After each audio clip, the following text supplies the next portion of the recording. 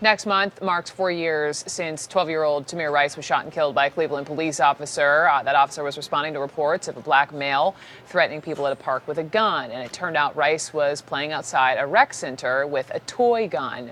But yesterday, 100 miles south of Cleveland, a Columbus police officer was responding to reports of two young black men allegedly waving a gun. And when that Officer Peter Casuccio, arrived on the scene, he did not shoot. Instead, he tried a different approach that ended with a really important lesson, and it was all caught on his police body camera.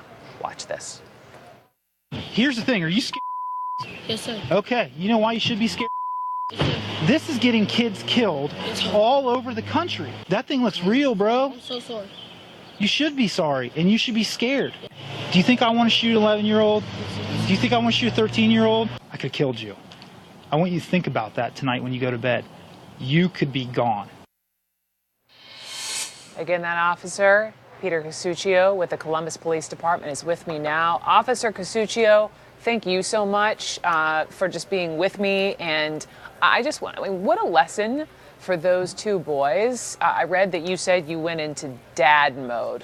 How do you mean? Yeah. So I'm a dad. I mean, I have a child of my own. I have another one on the way. He's due in February. Congratulations. Yeah, thanks. You have an obligation when you put this uniform on to take a parental role sometimes, right? If you have two kids in front of you and it almost ended in deadly force, you have an obligation as a steward of your community and to the men and women you work with to grab them by the ear and sit them down and say, "Hey, man, this is not the way it works. This is getting kids of all colors, from all different types of neighborhoods, killed on a almost, I hate to say, annual basis at this point." It is. That's the truth. And good on you for doing what you did. And I'm just wondering, do you think the majority of your colleagues would have done the same thing? Yeah, I absolutely do. These types of encounters are not uncommon. BB guns, pellet guns, toys, and other replicas are readily available to kids all across the country. Unfortunately, as a young adult, you don't always understand the gravity of your decisions, right? You think that you might just simply be playing with your friends, or you're going to show off, or something you've seen on TV.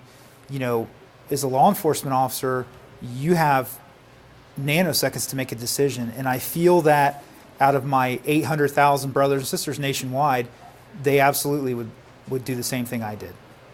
Absolutely. I'm curious if you talked to either of those boys' parents after this? Yeah. So actually both parents responded. Well, the mother of the 13-year-old responded to scene. He was actually on his way home from a football game. I mean, if you want to talk about how tragic things could have been, that's how tragic they could have been, right?